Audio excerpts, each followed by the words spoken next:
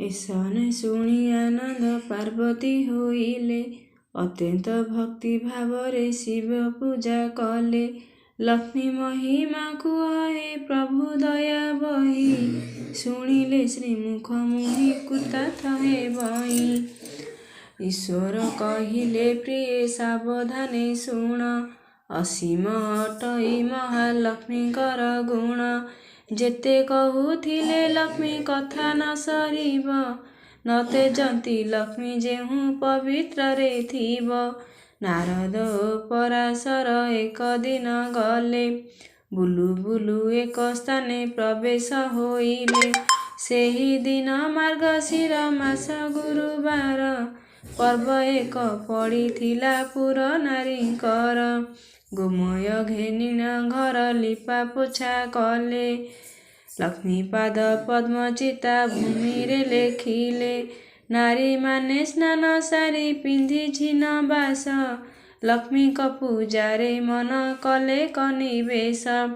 ବ୍ରାହ୍ମଣଙ୍କ ଠାରୁ କରି ଚଣ୍ଡାଳ ପର୍ଯ୍ୟନ୍ତ, ଲକ୍ଷ୍ମୀଙ୍କ ପୂଜାରେ ରତ ଅଛନ୍ତି ସମସ୍ତେ। ହୁଳାହୁଳି ଶବଦରେ ପୁରୁଛି ଗଗନ, ଏ ଉତ୍ସବ ରୀତି ଦେଖି ବିଧାତା ନନ୍ଦନ। ଏପରି ଘଟଣା ଦେଖି ସେ ନାରଦ ଯତି, ବିନୟରେ ପରାଶର ଋଷିଙ୍କୁ ପୁଛନ୍ତି। ଆହେ ମହାମୁନି ଏ କି ଗହଳ ଚହଳ, କାହାକୁ ପୂଜା କରନ୍ତି ଯୁବତୀ ସକଳ। କେଉଁ ବ୍ରତ କି ଉପାସ ଅଟେ ଏହା ନାମ, ତହିଁ ଯେ କି ଫଳ ହୁଏ ତାର କି ନିୟମ। ଏହା ଶୁଣି ପରାଶର ହୋଇ ହସ ହସ, କହନ୍ତି ବଚନ ଧୀରେ ଶୁଣ ବିଧି ଶିଷ୍ୟ। ଏ ଧାନ ମାଣିକା ଗୁରୁବାର ଯେ ଅଟଇ, ଲକ୍ଷ୍ମୀ ଦେବୀଙ୍କର ପୂଜା ଏ ବ୍ରତ ଅଟଇ। ସବୁ ମାସ ମାନଙ୍କରେ ମାର୍ଗଶିର ସାର, ତହିଁରେ ପଡ଼ଇ ଯେଉଁ ଯେଉଁ ଗୁରୁବାର।